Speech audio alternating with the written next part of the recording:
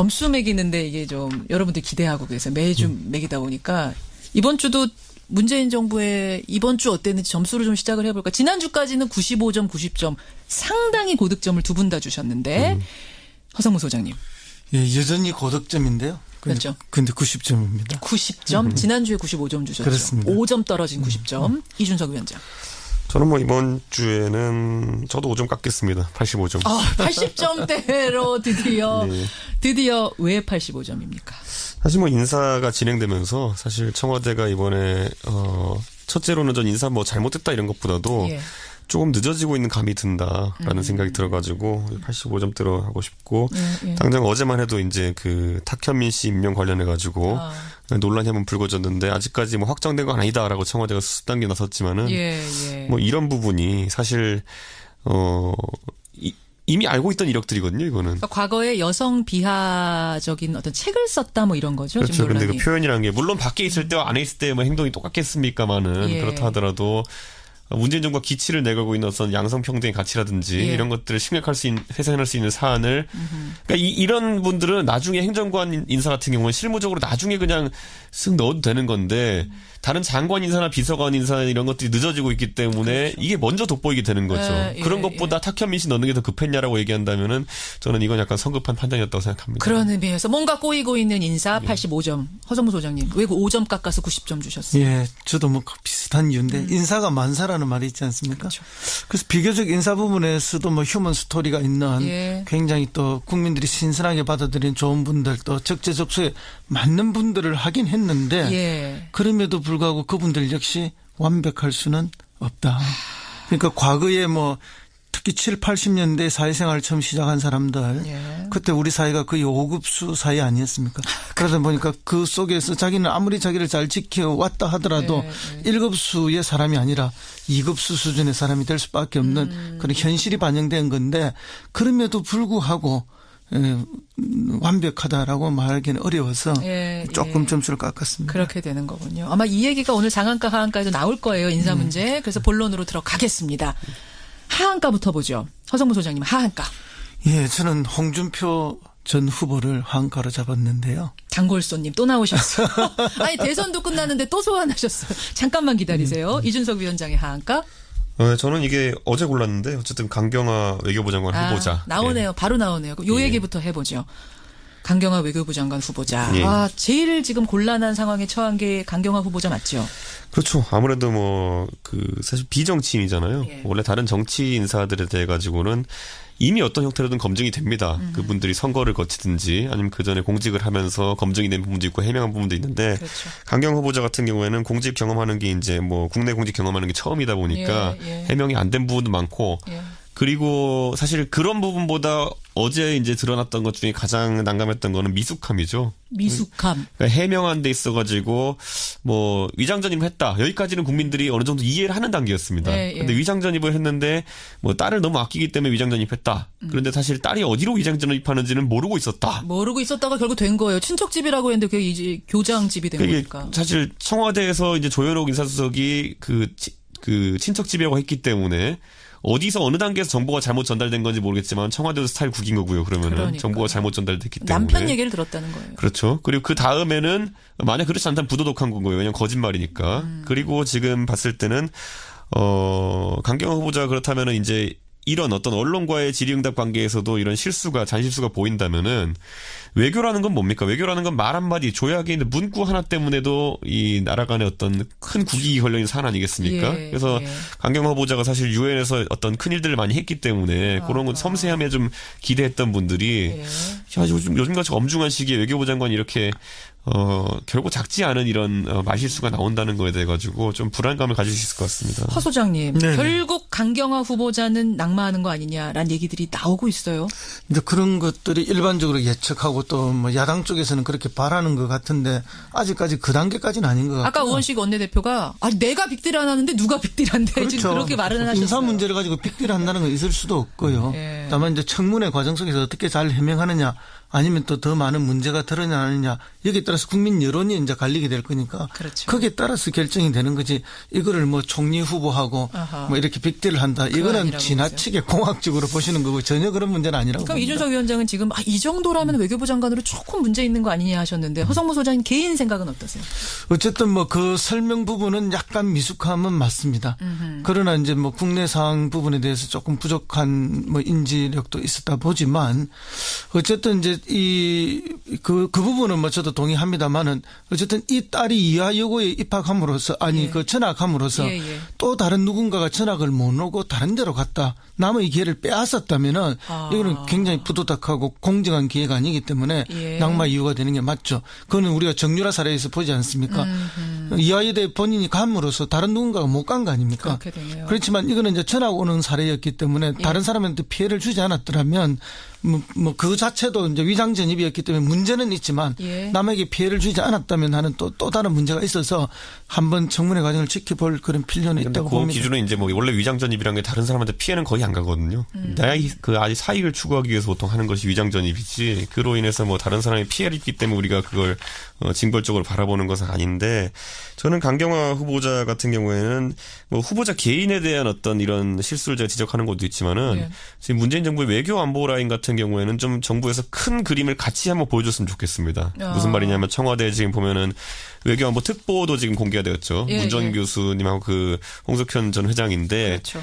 그쪽에서도 말 실수가 지금 조금 나오고 있습니다. 예를 들어 문정인 교수께서 뭐 물론 사적인 발언이었겠지만은 오이사 조치를 해제한다라는 성급한 발언 등으로 인해 가지고 지금 그렇다면은 이 외교부 장관 그리고 또 안에 외교안보 수석 특보 이런 분들 그리고 통일부 장관이 누가 되는지 이런 것들이 좀 밑그림이 같이 보여줘야 되는데 왜냐 이게 팀플레이를 해야 되는 거거든요. 외교부 장관은 지금 인권 전문가 출신이 왔기 때문에 뭐 그런 방향을 좀 건드린다고 하면은 나중에 또 통일부 장관으로는 대북 전문가가 올 수도 있는 것이고 이 그림이 같이 그려졌을 때 국민들이 저 정도면은 우리 외교팀 믿을 수 있다 이 그림이 나오는 건데 지금 떠 있는 그 소위 말하는 두 개의 그 인사 조치 갖고는 예를 들어 문정인 교수님이 최근 하신 발언과 최근에 강경화 후보자 한 발언만으로는 불안감을 느낄 수 있기 때문에 좀 정부에서 그거에 대해 신경 써야 될 것 같습니다. 한 팀이 보이게 하기 위해서 다른 통일부나 아니면은 그 외교부처들에 대한 인선도 국방부마저도 좀 빠르게 좀 인선은 했지만은 같이 좀 보여줘야 되는 게 아닌가 그런 생각이 듭니다. 그런데 뭐 상황적으로 그럴 수 없다는 건 잘 알면서 그걸 자꾸 요구하는구나.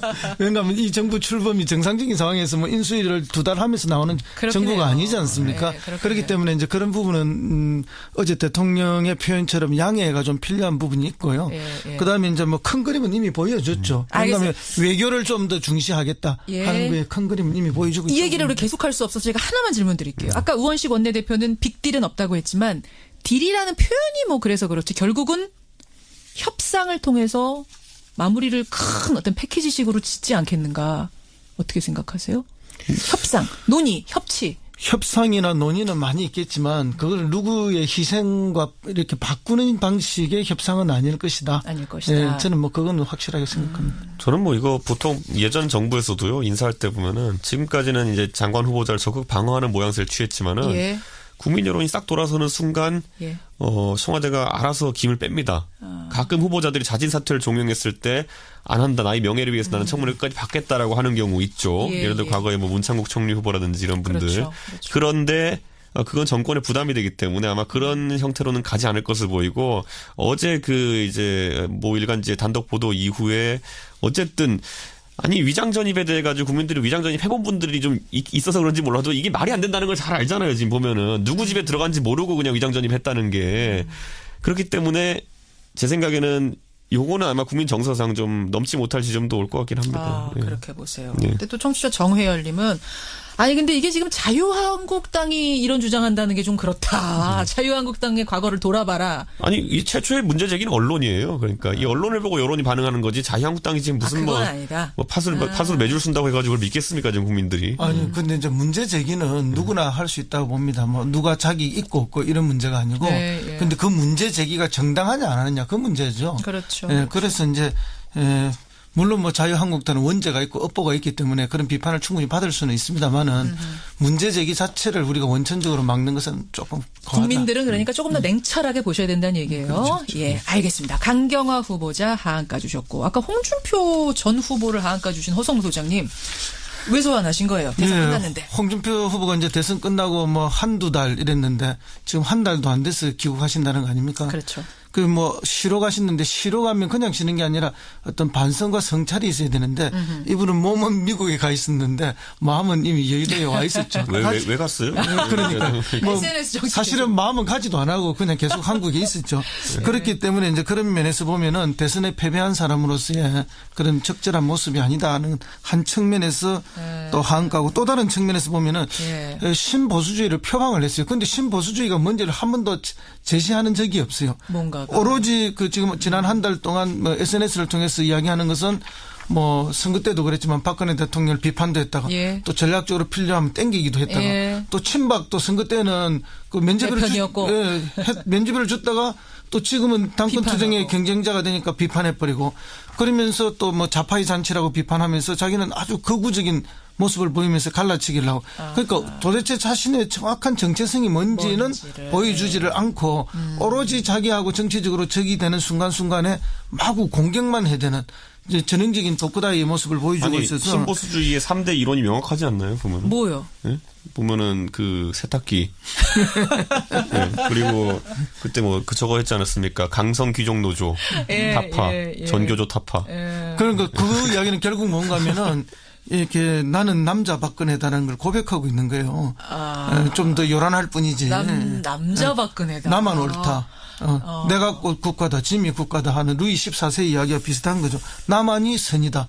나머지 모두는 뭐 내 필요에서 다 악이고 아와 비아의 투쟁으로 만들어가면서 비아는 다 악을 만들어버리는 이런 전형적인 모습을 보여주고 있어서 하한가로 더군다나 이번 주에 들어오신다는 거 아닙니까? 이번 주입니다. 이번 주. 이준석 위원장이 하실 말씀 많을 것 같은 게 바른정당은 위성정당이다 이 얘기를 또 홍준표 전 후보가 했잖아요. 그러니까 위성이면 행성 주변을 돌고 있는 건데 그 행성이 뭐라는 얘기인지 잘 모르겠는 게 지금 이게 바른정당하고 지금 자유한국당 같은 경우에는 지지율이 거의 동일합니다.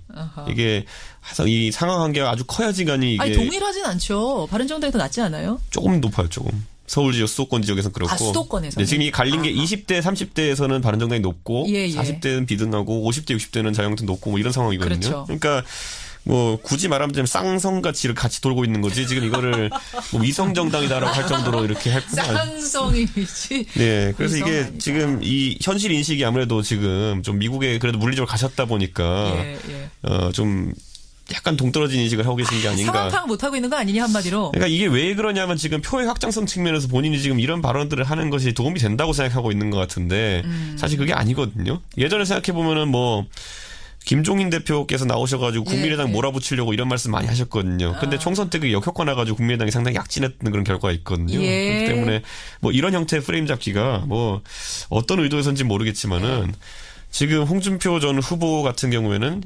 신보수 이거 공부하시는 애들 시간 좀 써야 되지 않을까 생각이 됩니다. 하여튼 위성 아니다. 우리는 쌍성이다. 요거 중요합니다. 곧 저희가 행성이 될 겁니다. 거기까지. 원 숫자로 봐서 가능할까요? 아직까지. 바른정당 홍보를 톡톡히 하고 간 이준석 위원장 상한가 가겠습니다. 상한가. 허성무 소장님. 예, 저는 그 전병헌 정무수석을 이번 주에 상한가로 잡았습니다. 전병헌 수석 잠깐 계세요. 이준석 위원장 상한가? 저는 트럼프를 꼽았습니다. 트럼프 대통령? 전 두 분 다 약간 갸우뚱하게 만드는 상한가인데 먼저 허 소장님. 네네. 지금 인사 문제 꼬이면서 각 정당들 사이에서 골머리 앓고 있는 게 전병헌 수석 아니에요? 그렇습니다. 근데 인사 문제는 전병헌 수석이 만들어내는 게 아니지 않습니까? 왜냐하면 그는 인사 수석도 있고 또 검증하는 민정 수석도 있고 그 업무는 원래 자기 업무가 아니에요. 그런데 이제 그런 인사 문제가 터져서 이걸 설거지를 해야 됩니다. 설거지해야 되죠. 그건 이제 정무수석의 일이 되거든요. 그렇죠. 그래서 뭐 야당들 찾아가서 설득도 하고 설명도 하고 이렇게 해야 되는데 더군다나 이제 뭐 여당이 압도적인 과반수를 갖고 있으면 조금 다른데 지금 뭐 120석 정도밖에 안 되잖아요. 그렇죠. 그리고 나머지 야당들이 180석이 되니까 다당제 구조 하에서 정무수석의 전성시대가 열렸다. 일단 주목받는다는 것 자체에서 상한가 맞습니다. 그렇습니다. 그건 제가 동의하는데 그 역할을 그럼 잘해낼 것이냐, 잘해내야 상한가잖아요. 그건 어떻게? 근데 이 완벽하게 잘하고 뭐 완벽하게 뭐 올와 나싱으로 못해버리거나 네. 모든 걸 다 잘한다 이런 건 있을 수가 없는 거죠. 정치 현실에서. 그럼 어떤 조정을 통해서 갈 수밖에 없는데 갈등을 줄여나가는 그런 정도고 결국은 이제 그러려면 청와대에서 뭔가를 자꾸 줄 수밖에 없는데 예. 그러면 정무수석이 대통령 설득을 또 잘해야 되거든요. 예, 예. 그럼 대통령이 결국 뭔가를 조금씩 내려놓는 방식으로 가야 되는데 이번에도 보면은 예. 어제 대통령이 수보회의에서 양해라는 표현을 썼습니다. 그렇죠. 그러니까 사과나 뭐 이런 유감 이야기가 아니고. 유감이 아니고 양해라는 양해. 표현을 썼는데 이런 표현을 만들어내는 데까지의 정무수석에 아마 많은 노력이 있었다고 봅니다. 또 그 표현이 야당에서도 동의를 해줘야 되는 거거든요. 예. 그런데 지금 자유한국당은 동의를 안 하지만 나머지 다른 야당은 다 동의를 동의했어요. 해서 그러면 정무수석이 그동안 물 밑에서 막 움직인 예, 거예요, 뭐 다? 아주 열심히 했고 아. 그 성과가 나왔다고 보는 거죠. 그렇게 읽고 계시는 그리고 앞으로 이런 사례가 끊임없이 반복될 겁니다. 그런 의미에서 전병헌 수석 상한가. 이준석 위원장, 예. 요거에 대해서 하실 말씀 있을 텐데 일단은 예. 상한가부터 우리 확인하고 예, 가죠. 예. 도널드 트럼프 미국 대통령을 상한가 주셨어요. 예, 아니, 저는 이거 갑자기 고른 게요. 어제 제가 저희 동네에 택시를 탔는데 예. 그 택시 기사분이 이준석 씨 작전 계획 501호 알아요? 뭐 이러는 거예요. 작게. 예, 작게 501호. 그게 뭐지 하고 저도 5027은 알아도 501호는 뭐지 하고 찾아보니까 뭐예요? 이게 선제 타격 그 시나리오더라고요. 근데 이런 것들에 대해서 이야기를 하시는 게 뭐 일반 대중에게도 그런 분위기가 지금 전파되고 있다는 게 사실 트럼프 행정부가 최근에 항공모함을 한 대 더 파견하기로 했다는 거. 맞아요. 그리고 문재인 정부 아까 제가 말씀드린 것처럼 외교안보팀이 아직 완성되지 않았다는 것. 이것 때문에 외교 공백이 약간 지금 있는 상태에서 예, 예. 미, 중, 일 3국이 지금 우리를 조금씩 시험해보는 발언들을 하고 있습니다. 대표적으로 지금 뭐 중국 같은 경우에는 어쨌든 문재인 정부가 들어섰지만 우리는 사드의 완전한 철수를 원한다라는 그런 이야기를 했고요. 그리고 미국 같은 경우에는 실질적으로 항공모함이나 군사력 증강을 지금 꾀하고 있고 일본 같은 경우에는 뭐 위안부 재협상 같은 경우 없다는 식으로 이제 이야기를 하고 그렇죠, 있고요. 그렇죠. 이 과정 속에서 외교 역량이 시험대에 올랐는데 예. 지금 제가 봤을 때는 뭐라고 해야 될까요? 문재인 정부가 그래도 많은 부담을 안고 갑니다. 예를 들어 이런 거죠. 문재인 정부가 처음에 공약한 사항은 뭡니까? 대북 유화책을 좀 쓰겠다는 거 아니겠습니까? 예. 그런데 같은 유화책이라고 해도 박근혜 정부가 쓰면 전향적 조치가 되는 거고 예.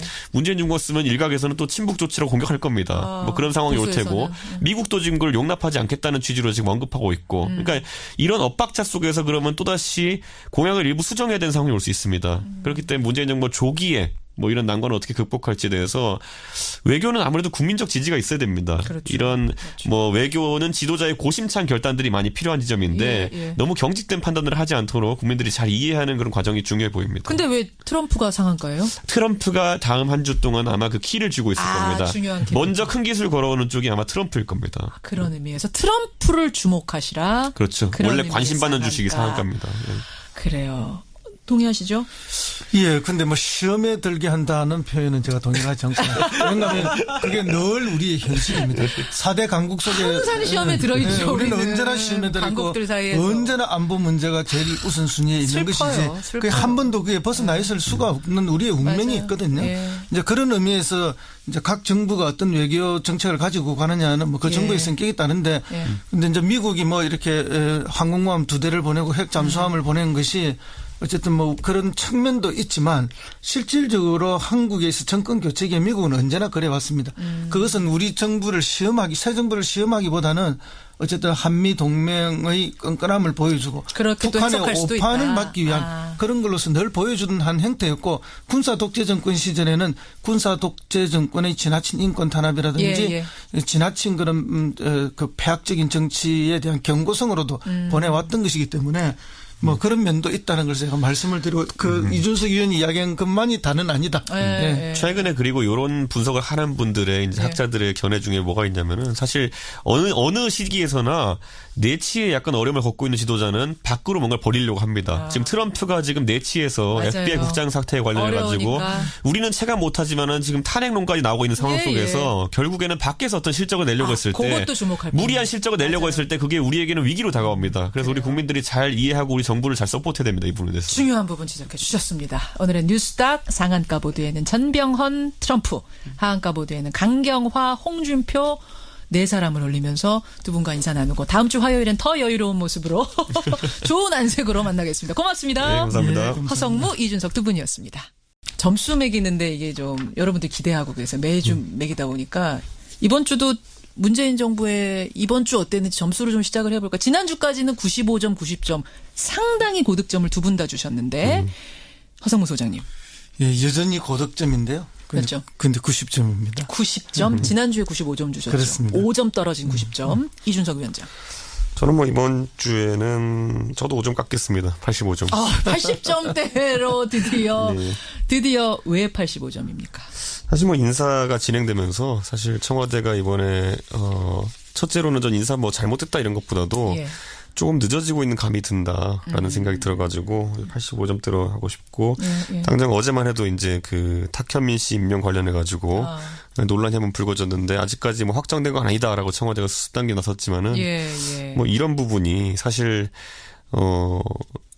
이미 알고 있던 이력들이거든요, 이거는. 그러니까 과거에 여성 비하적인 어떤 책을 썼다 뭐 이런 거죠. 그렇죠. 근데 그 논란이. 표현이라는 게 물론 밖에 있을 때와 안에 있을 때 뭐 행동이 똑같겠습니까마는 예. 그렇다 하더라도 문재인 정부가 기치를 내걸고 있는 어떤 양성평등의 가치라든지 예. 이런 것들을 회상할 수 있는 사안을 그러니까 이런 분들은 나중에 행정관 인사 같은 경우는 실무적으로 나중에 그냥 쓱 넣어도 되는 건데 다른 장관 인사나 비서관 인사 이런 것들이 늦어지고 있기 때문에 그렇죠. 이게 먼저 돋보이게 되는 거죠. 예, 그런 것보다 탁현민 씨 넣는 게 더 급했냐라고 얘기한다면은 저는 이건 약간 성급한 판단이었다고 생각합니다. 그런 의미에서 뭔가 꼬이고 있는 인사 85점. 허성무 소장님. 왜 5점 깎아서 90점 주셨어요? 예, 저도 뭐 비슷한 이유인데 인사가 만사라는 말이 있지 않습니까? 그렇죠.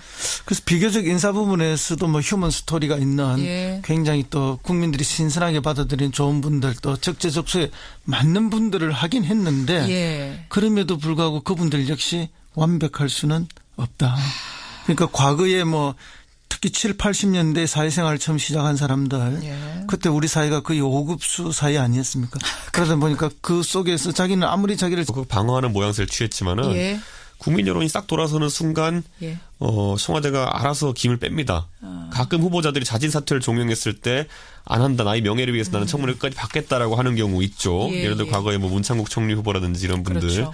그런데 그건 정권의 부담이 되기 때문에 아마 그런 형태로는 가지 않을 것을 보이고 어제 그 이제 모 일간지의 단독 보도 이후에 어쨌든 아니 위장전입에 대해 가지고 국민들이 위장전입 해본 분들이 좀 있어서 그런지 몰라도 이게 말이 안 된다는 걸 잘 알잖아요. 지금 보면은 누구 집에 들어간지 모르고 그냥 위장전입 했다는 게 그렇기 때문에 제 생각에는 요거는 아마 국민 정서상 좀 넘지 못할 지점도 올 것 같긴 합니다. 예. 그렇게 보세요. 예. 근데 또 청취자 정회열님은 아니 근데 이게 지금 자유한국당이 이런 주장한다는 게 좀 그렇다. 자유한국당의 과거를 돌아봐라. 아니 이 최초의 문제 제기는 언론이에요. 그러니까 이 언론을 보고 여론이 반응하는 거지 자유한국당이 지금 무슨 그건 아니다. 팥으로 매줄 쓴다고 해가지고 그걸 믿겠습니까 지금 국민들이? 아니 근데 이제 문제 제기는 누구나 할 수 있다고 봅니다. 뭐 누가 자기 있고 없고 이런 문제가 아니고 예. 근데 그 문제 제기가 정당하냐 안 하느냐 그 문제죠. 그렇죠. 예, 그래서 이제 물론 뭐 자유한국당은 원죄가 있고 업보가 있기 때문에 그런 비판을 충분히 받을 수는 있습니다만은 문제 제기 자체를 우리가 원천적으로 막는 것은 조금 과하다. 국민들은 그러니까 조금 더 냉철하게 보셔야 된다는 얘기예요. 그렇죠. 예, 알겠습니다. 강경화 후보자 하한가 주셨고 아까 홍준표 전 후보를 하한가 주신 허성무 소장님 왜 소환하신 거예요? 대선 끝났는데. 홍준표 후보가 이제 대선 끝나고 뭐 한두 달 이랬는데 지금 한 달도 안 돼서 귀국하신다는 거 아닙니까? 그렇죠. 그 뭐 쉬러 가시는데 쉬러 가면 그냥 쉬는 게 아니라 어떤 반성과 성찰이 있어야 되는데 이분은 몸은 미국에 가 있었는데 마음은 이미 여의도에 와 있었죠. 왜 갔어요? 그러니까 뭐 SNS 정치 사실은 마음은 가지도 안 하고 그냥 계속 한국에 있었죠. 그렇기 때문에 이제 그런 면에서 보면은 대선에 패배한 사람으로서의 그런 적절한 모습이 아니다는 한 측면에서 또 한가고 또 다른 측면에서 보면은 신보수주의를 표방을 했어요. 그런데 신보수주의가 뭔지를 한 번도 모라인 같은 경우에는 좀 정부에서 큰 그림을 같이 한번 보여줬으면 좋겠습니다. 무슨 말이냐면 청와대 지금 보면은 외교안보 특보도 지금 공개가 되었죠. 문전 교수님하고 그 홍석현 전 회장인데 그렇죠. 그쪽에서도 말 실수가 지금 조금 나오고 있습니다. 예를 들어 문정인 교수께서 뭐 물론 사적인 발언이었겠지만은 오이사 조치를 해제한다라는 성급한 발언 등으로 인해 가지고 지금 그렇다면은 이 외교부 장관 그리고 또 안에 외교안보 수석 특보 이런 분들 그리고 통일부 장관이 누가 되는지 이런 것들이 좀 밑그림이 같이 보여줘야 되는데 왜냐 이게 팀플레이를 해야 되는 거거든요. 외교부 장관은 지금 인권 전문가 출신이 왔기 때문에 뭐 그런 방향을 좀 건드린다고 하면은 나중에 또 통일부 장관으로는 대북 전문가가 올 수도 있는 것이고 이 그림이 같이 그려졌을 때 국민들이 저 정도면은 우리 외교팀 믿을 수 있다 이 그림이 나오는 건데 때문에 지금 떠 있는 그 소위 말하는 두 개의 그 인사 조치 갖고는 예를 들어 문정인 교수님이 최근 하신 발언과 최근에 강경화 후보자 한 발언만으로는 불안감을 느낄 수 있기 때문에 좀 정부에서 그거에 대해 신경 써야 될 것 같습니다. 한 팀이 보이게 하기 위해서 다른 통일부나 아니면은 그 외교부처들에 대한 인선도 국방부마저도 좀 빠르게 좀 인선은 했지만은 같이 가야 된다. 같이 좀 보여줘야 되는 게 아닌가. 큰 그림을 허 소장님. 근데 뭐 상황적으로 그럴 수 없다는 건 잘 알면서 그걸 자꾸 요구하는 거는 왜냐하면 이 정부 출범이 정상적인 상황에서 뭐 인수위를 2달 하면서 나오는 정부가 해요. 아니지 않습니까? 그렇기 때문에 이제 그런 부분은 어제 대통령의 표현처럼 양해가 좀 필요한 부분이 있고요. 그다음에 이제 뭐 큰 그림은 이미 보여줬죠. 그다음에 외교를 좀 더 중시하겠다 하는 거에 큰 그림은 이미 보여주고 있죠. 이 얘기를 우리 계속할 수 없어서 제가 하나만 질문 드릴게요. 아까 우원식 원내대표는 빅딜은 없다고 했지만 딜이라는 표현이 뭐 그래서 그렇지 결국은 협상을 통해서 마무리를 큰 어떤 패키지식으로 짓지 않겠는가 어떻게 생각하세요? 협상, 논의, 협치. 협상이나 논의는 많이 있겠지만 그걸 누구의 희생과 이렇게 바꾸는 방식의 협상은 아닐 것이다. 아닐 것이다. 저는 뭐 그건 확실하게 생각합니다. 저는 뭐 이거 보통 예전 정부에서도요 인사할 때 보면은 지금까지는 이제 장관 후보자를 정경 후보자가 사실 유엔에서 어떤 큰 일들을 많이 했기 때문에 그런 건 섬세함에 좀 기대했던 분들이 야, 요즘같이 엄중한 시기에 외교부 장관이 이렇게 결국 작지 않은 이런 말실수가 나온다는 거에 대해 가지고 좀 불안감을 가질 수 있을 것 같습니다. 허 소장님, 네네. 결국 강경화 후보자는 낙마하는 거 아니냐라는 얘기들이 나오고 있어요. 근데 그런 것들이 일반적으로 예측하고 또 뭐 야당 쪽에서는 그렇게 바라는 것 같은데 아직까지 그 단계까지는 아닌 것 같아요. 아까 우원식 원내대표가 내가 빅딜 안 하는데 누가 빅딜한데 그렇죠. 지금 그렇게 말을 하셨어요. 인사 문제를 가지고 빅딜한다는 건 있을 수도 없고요. 다만 이제 청문회 과정 속에서 어떻게 잘 해명하느냐 아니면 또 더 많은 문제가 드러나느냐 여기에 따라서 국민 여론이 이제 갈리게 될 거니까 그렇죠. 거기에 따라서 결정이 되는 거지 이거를 뭐 총리 후보하고 뭐 이렇게 빅딜을 한다 이거는 지나치게 공학적으로 보시는 거고 전혀 그런 문제는 아니라고 그럼 봅니다. 이준석 위원장은 지금 이 정도라면 외교부 장관으로 조금 문제 있는 거 아니냐 하셨는데 허성무 소장님 개인 생각은 어떠세요? 어쨌든 뭐 그 설명 부분은 약간 미숙함은 맞습니다. 그러나 이제 뭐 국내 상황 부분에 대해서 조금 부족한 뭐 인지력도 있었다 보지만 어쨌든 이제 그 부분은 뭐 저도 동의합니다만은 어쨌든 이 딸이 이하여고에 입학함으로써 그 전학함으로써 또 다른 누군가가 전학을 못 오고 다른 데로 갔다 남의 기회를 빼앗았다면은 이거는 굉장히 부도덕하고 공정한 기회가 아니기 때문에 낙마 이유가 되는 게 맞죠. 그거는 우리가 정유라 사례에서 보지 않습니까? 이하여대 본인이 감으로써 다른 누군가가 못 간 거 아닙니까? 그렇게 되네요. 그렇지만 이거는 이제 전학 오는 사례였기 때문에 다른 사람한테 피해를 주지 않았더라면 뭐 그 자체도 이제 위장 전입이었기 때문에 문제는 있지만 남에게 피해를 주지 않았다면 하는 또 다른 문제가 있어서 한번 청문회 과정을 지켜볼 그런 필요는 있다고 그 봅니다. 기준은 이제 뭐 원래 위장 전입이라는 게 다른 사람한테 피해는 거의 안 가거든요. 그 아직 사익을 추구하기 위해서 보통 하는 것이 위장 전입이지. 그로 인해서 뭐 다른 사람이 피해를 입기 때문에 우리가 그걸 징벌적으로 바라보는 것은 아닌데 저는 강경화 후보자 같은 경우에는 뭐 후보자 개인에 대한 어떤 이런 실수를 제가 지적하는 것도 있지만은 지금 문재인 정부의 외교 잘 지켜왔다 하더라도 1급수의 사람이 아니라 2급수 수준의 사람이 될 수밖에 없는 그런 현실이 반영된 건데 그럼에도 불구하고 완벽하다라고 말하기는 어려워서 조금 점수를 깎았습니다. 그렇게 되는 거군요. 아마 이 얘기가 오늘 장안가 하안가에도 나올 거예요. 인사 문제. 그래서 본론으로 들어가겠습니다. 하안가부터 보죠. 허성무 소장님 하안가. 저는 홍준표 전 후보를 하안가로 잡았는데요. 장골손님 또 나오셨어요. 아니 대선도 끝났는데 또 소환하셨어요. 잠깐만 기다리세요. 이준석 위원장의 하안가. 저는 이게 어제 골랐는데 어쨌든 강경화 외교부 장관 후보자. 나오네요. 바로 나오네요. 요 얘기부터 해보죠. 강경화 외교부 장관 후보자. 제일 지금 곤란한 상황에 처한 게 강경화 후보자 맞죠?